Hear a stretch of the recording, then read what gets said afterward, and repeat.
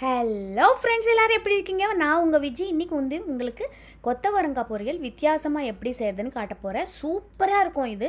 நீங்கள் ஒரு வாட்டி செஞ்சு பாருங்கள். அடிக்கடி இந்த மெத்தட்லவே நீங்கள் செய்வீங்க. கொத்தவரங்காய் நல்லா முத்தி போன கொத்தவரங்காய் எல்லாமே நல்லா எலசாக இருக்கிற கொத்தவரங்காய் வாங்கிக்கோங்க. அது நீங்கள் அப்புறம் நல்லா வாஷ் பண்ணி நல்லா 2-3 வாட்டி கழுவிடுங்க. கழுவிட்டு நீங்கள் இந்த மாதிரி ஒரு சின்ன சின்ன பீஸாக கட் பண்ணி வச்சுக்கணும். ஆனால் இது என்னென்னா, நம்ம முத்தி போன கொத்தவரங்காய் போட்டிங்கன்னா அவ்வளோ டேஸ்ட்டாக இருக்காது. இந்த மாதிரி எலசாக சூப்பராக இருக்கிற கொத்தவரங்காய் நான் இன்றைக்கி நல்லா கிடச்சிருக்கேன் எனக்கு. இது நல்லா நான் அந்த மேல் பகுதியும் கீழ் பகுதியும் கட் பண்ணிட்டேன். கட் பண்ணதுக்கப்புறம் இது சின்ன சின்ன பீஸாக நான் கட் பண்ணி ரெடி பண்ணி வச்சுருக்கேன். இந்த மாதிரி ஒரே சைஸில் எல்லாமே கட் பண்ணிக்கோங்க. அப்போ தான் உங்களுக்கு வேக வைக்கும் போது நல்லா வேகும். இப்போ பாருங்கள், கரெக்டாக நான் இந்த மாதிரி சின்ன சின்ன பீஸாக கட் பண்ணி வச்சுருக்கேன். இந்த கொத்தவரங்காய் நம்ம என்ன பண்ணணும்னா, ஒரு குக்கர் எடுத்துக்கோங்க. குக்கரில் இந்த கொத்தவரங்காய் ஃபுல்லாக போட்டுருங்க. போட்டுட்டு ஒரு 1/2 கப் தண்ணி ஊற்றுங்க. தண்ணி ஊற்றிட்டு இது ஒரே ஒரு விசில் வர வரைக்கும் நீங்கள் வேக வச்சு எடுத்து வச்சுக்கோங்க. இல்லைனா நீங்கள் டைரெக்டில் கடாயிலவே கொஞ்சம் தண்ணி ஊற்றிட்டு அப்படி கூட வேக வச்சுக்கலாம். நான் குக்கரில் வச்சா ஈஸியாக ஆகிடும்ன்ட்டு குக்கரில் வச்சேன். ஒரே ஒரு விசில் மட்டும் வைங்க, இல்லைன்னா கொலன்னு ஆகிடும். நல்லா ஒரு விசில் வர வரைக்கும் வேக வச்சு ரெடி பண்ணி எடுத்து வச்சுக்கோங்க. இப்போ அதுக்குள்ளே நம்ம பொரியலுக்கு தேவையான அளவு பொடி செஞ்சுக்கலாம். ஒரு மிக்ஸி ஜாரில் கொஞ்சம் தேங்காய் போட்டுக்கோங்க. பூண்டு ஒரு 10 பல் போட்டுக்கோங்க. கருவேப்பிலை போட்டுக்கோங்க. ஜீரகம் ஒரு ஸ்பூன் போட்டுக்கோங்க. அப்புறம் காஞ்ச மிளகா இல்லைன்னா மிளகாத்தூள்.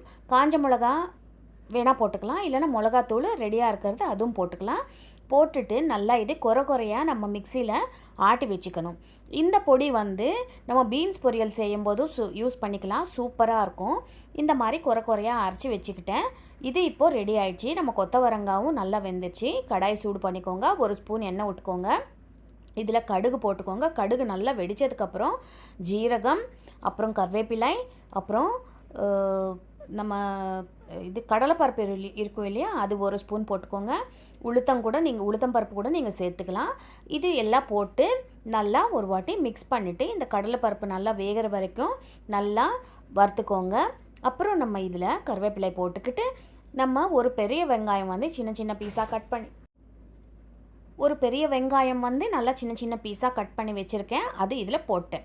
வெங்காயம் ஒரு 2 நிமிஷம் அப்படி வறுத்துட்டு இதில் நம்ம ஏற்கனவே வேக வச்சுருக்கோம் இல்லையா கொத்தவரங்காய், அது இதில் போட்டுடலாம். ஒரு சிட்டிகை மஞ்சத்தூள் போட்டுக்கோங்க. அப்போ தான் பொரியல் நல்லா சூப்பராக கலராக இருக்கும்.